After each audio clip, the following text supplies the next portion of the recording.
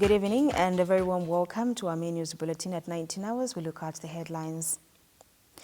All students in examination classes will reopen on Monday, 14th September, while those in non-examination classes will report to school on the 21st September. 6 cases of brought-in dead reported in the last 24 hours.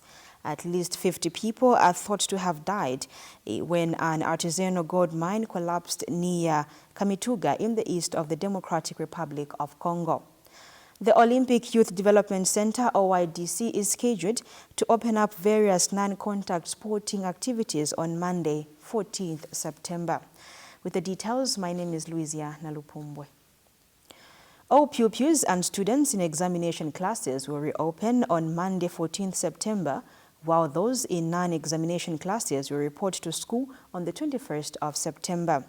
Dennis Wanchinga, the General Education Minister, has further announced that all universities and colleges affiliated to TVETA will resume classes on the 28th of September. Dr. Wanchinga made the announcements at a press briefing in Lusaka today.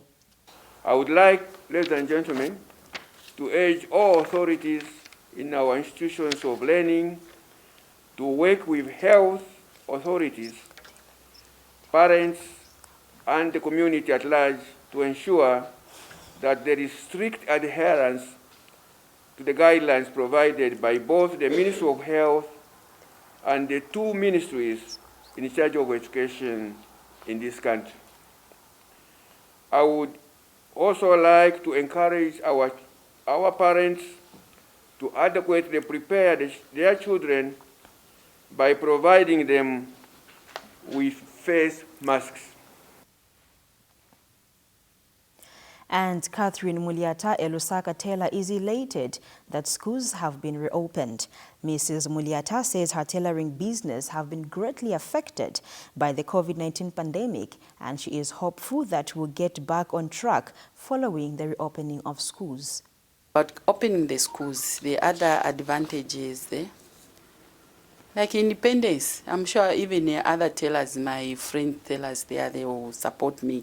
Independence, at least we do make something from there because the parents would buy the clothes for their children.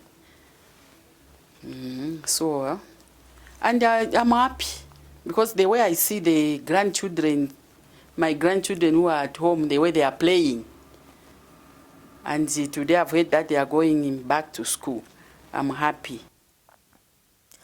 There are 143 cases of COVID-19 recorded in the last 24 hours out of 1,390 tests conducted, and 6 cases of brought-in dead have been reported in the last 24 hours, while 108 patients have been discharged. Chitalu Chilufya, the health minister, says 48 patients are admitted in various health facilities with 10 on oxygen support. Dr. Chilufya says Zambians must maintain strict adherence to COVID-19 health guidelines as the economy opens up. He said the reopening of schools and bars means the country needs to ensure that public health guidelines are observed to avoid escalation of cases. Loyola News has been told that production and manufacturing industries have not taken full advantage of the 10 billion Kwacha Bank of Zambia stimulus package. Kelvin Chisanga, a social economist and entrepreneur, made these revelations in Lusaka. Mr. Chisanga says the stimulus package was primarily set up to cushion the aggressive economic impact caused mainly by the outbreak of the coronavirus pandemic. He says the growth of any nation is reliant on how much it is able to produce, hence the need for manufacturing companies to take full advantage of the package. Bank of Zambia stimulus package is being seen to be on a low economic uptake. This 10 billion stimulus package was set up to primarily help cushion the aggressive economic impact caused by COVID-19. the uptake of this, of course, it's showing a worrying state, because the band of loan off-takers of this facility has been seen to be a huge pile of the individual and household, while industry and production remains low, as tourism getting second position from the list, followed by the wholesale and retail trade, real estate, while those that are enshrined as priority focus sectors such as agriculture, energy, mining, and all sort of things, as documented in the national in the seventh national development plan, are badly financed. It's glad also to see that the banking side has taken up a good shape, but it is worrying that they are not dispensing, these finances. It is also worrying that we have seen some big 5 banks with good operation tentacles that cut us across the entire nation, such as Zanaco, FNB, Standard Chartered Bank, also are not included as a facility aggregators. So it is one thing that we should always have to look at and see how best we can help, because we believe that this stimulus package was there formulated to actually help the economy.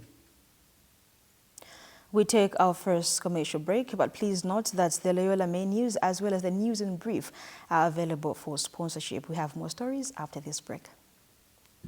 Every day, the death toll rises and hope decreases. Zambia, what should we do? Lysol spray has become perfume. Hand sanitizer has become hand lotion. The news has become the gospel. Everyone scrambles to find the cure, but the cure is within us, ourselves as Zambians. We need to stand up and fight this coronavirus so that Zambia is coronavirus free. You stay home for me, and I'll stay at work for you. This is my Zambia, your Zambia, and our Zambia. It will only take you and me to stand up and fight this coronavirus. For this is the price and promise of citizenship. For love should lead, and love is everything. May God bless Zambia and the rest of the world. Please do your best to stay at home. If you must leave your home, please remember to mask up. Keep social distancing of at least 1 meter and wash your hands often with soap and running water or any alcohol-based hand sanitizer. Welcome back. We continue with the news. The Zambia Red Cross Society says communities and households must equip themselves with first aid kits, especially in these times of the COVID-19 pandemic. This is because first aid is an essential step in providing effective and swift action that helps reduce serious conditions and injuries. Evans Chisenga Lumbwe, the National Training Chairperson for the Red Cross Society, says first aid kits are an essential pillar in building safer and more resilient communities.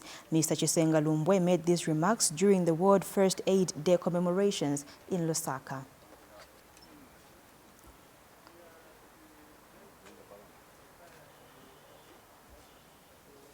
Distinguished ladies and gentlemen, thousands of people have died due to COVID-19, with Zambia's death toll standing at 296 as of 9th September 2020.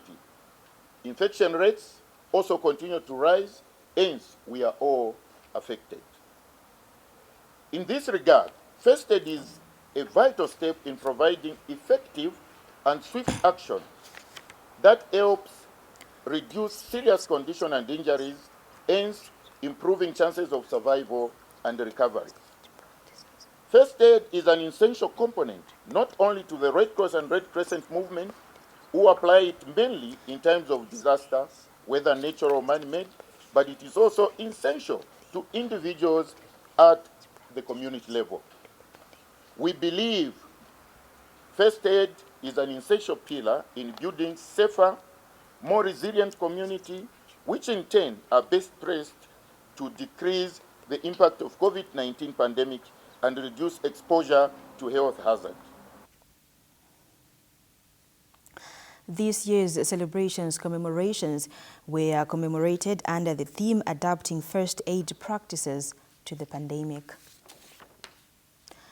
Zambia may be in no mood to tolerate much more currency losing value, but the hard-hit kwacha depreciation will be hard-pressed to prevent. The rapid depreciation of the kwacha has crushed the cost of doing business and subsequently impacted the standard of living.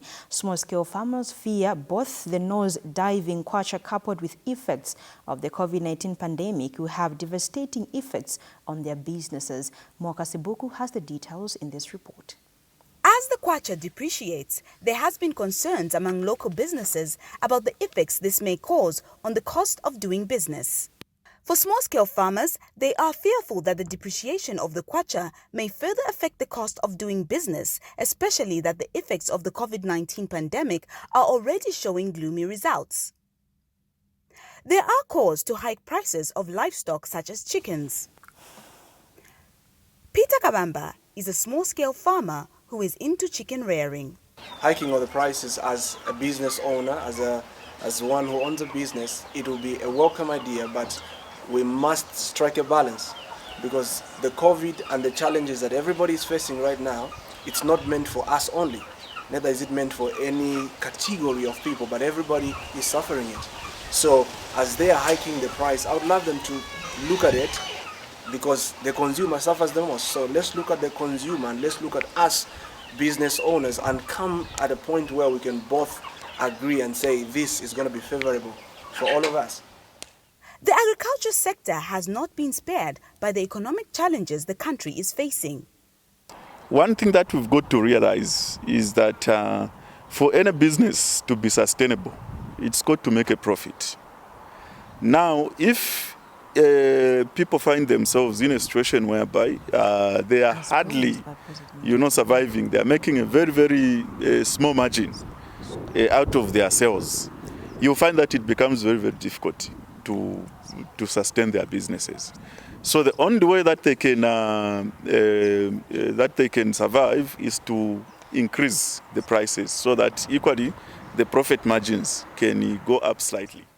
In his presidential address to Parliament, President Edgar Lungu emphasized the need for an economic turnaround. Mr. Lungu feels that the agriculture sector needs to be used as an economic engine for development. Moka Sibuku, Loyola News. As promised by President Edgar Lungu, the Copperbelt University CBU fish pond has been restocked. This follows the death of the CBU pet fish fondly known as Mafishi. 2 new fish have since been added to the Copperbelt University pond and have been named Mafishi 2 and Natasha. The popular carp fish died on Monday. It was estimated to have been part of the university for not less than 22 years. Even after the death, Mafishi continued making headlines as his remains mysteriously disappeared from the university premises. It was later discovered that one of the general worker had picked up the remains and taken them to his home with plans of feasting on the fish. We take our second commercial break, and still to come, the first peace talks between the Afghan government and the Taliban have begun in the Gulf state of Qatar after months of delay. Boris Johnson has urged Conservative MPs to back his plan to override part of the Brexit withdrawal agreement. Join me after this break. May we use these trying moments to rise to something that's important. Take life not for granted. Tell someone that you love them.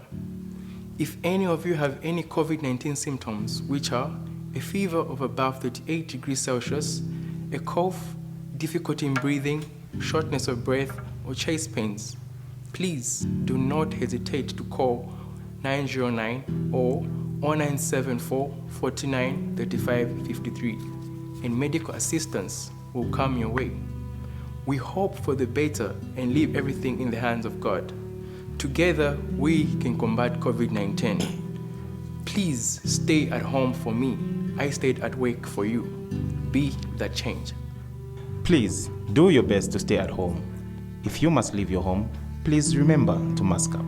Keep social distancing of at least 1 meter and wash your hands often with soap and running water or any alcohol-based hand sanitizer. Welcome back. Time now for international news. At least 50 people are thought to have died when an artisanal gold mine collapsed near Kamituga in the east of the Democratic Republic of Congo.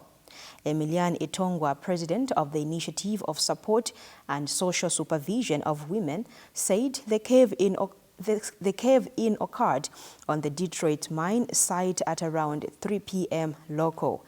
Itongwa said several miners were in the shaft, which was covered, and no one could get out, among them about 50 young people. Photos and videos on social media showed hundreds of people, some of whom could be heard wailing on a hillside around the mine shaft entrance. Mining accidents are common in unregulated artisanal mines in Congo, with dozens of deaths every year in mines where often ill-equipped diggers burrow deep underground in search for ore. A landslide at a disused gold mine killed 16 in October last year, while 43 illegal miners died in another landslide at a copper and cobalt mine in June 2019. Ivory Coast President Alassane Ouattara's government has reached out to his main opponents and religious leaders to intervene and ease tensions following his decision to bid for a third term in next month's election. Ouattara made his appeal to religious leaders during a tour of the east of the country on Friday. A source in Ouattara's office told Reuters that informal discussions have been held with political leaders. The world's top cocoa-producing nation has seen a spate of violent protest, with at least 10 killed and over 100 wounded in clashes between protesters and police since Ouattara announced his bid in August. The election is seen as the greatest test yet for stability since a brief civil war killed about 3,000 people following a disputed election in 2010 won by Ouattara. Ouattara plans to run in the October 31st election after the sudden death of his hand-picked successor, Prime Minister Amadou Gon Coulibaly, in July. His opponents say the constitution forbids him because he has already had 2 terms. The Ivory Coast Constitutional Council is set to rule on his eligibility and those of other candidates next week. The first peace talks between the Afghan government and the Taliban have begun in the Gulf state of Qatar after months of delay. U.S. Secretary of State Mike Pompeo called the meeting historic as he flew to Doha for the opening ceremony. The talks were due to start after a U.S.-Taliban security deal in February, but disagreements over a controversial prisoner swap stalled the next stage, as did violence in Afghanistan, where 4 decades of war are at a stalemate. A delegation of leading Afghans left Kabul for Doha on Friday, 11 September, the day 19 years ago of the deadly attacks on the U.S., which led to the end of Taliban rule. Venezuela President Nicolas Maduro says a U.S. spy has been captured near 2 oil refineries in the country's northwestern state of Falcon. In a televised address, Mr. Maduro said the man was seized with weapons and large amounts of cash near the Amio and Cardon refineries. He said the man was serving as a Marine on CIA bases in Iraq. He gave no further details. The U.S. has so far made no public comment on the issue. Boris Johnson has urged Conservative MPs to back his plan to override part of the Brexit withdrawal agreement. In a Zoom call with around 250 of them, he said the party must not return to miserable squabbling over Europe. The EU has warned the UK it could face legal action if it does not ditch controversial elements of the internal market bill by the end of the month. And a Tory MP has proposed an amendment to the bill which would affect trade between Britain and Northern Ireland. Meanwhile, the European Parliament has threatened to scupper any UK-EU trade deal if the bill becomes UK law. Finally, in sports news, the Olympic Youth Development Center, OYDC, is scheduled to open up various non-contact sporting activities on Monday, 14th September.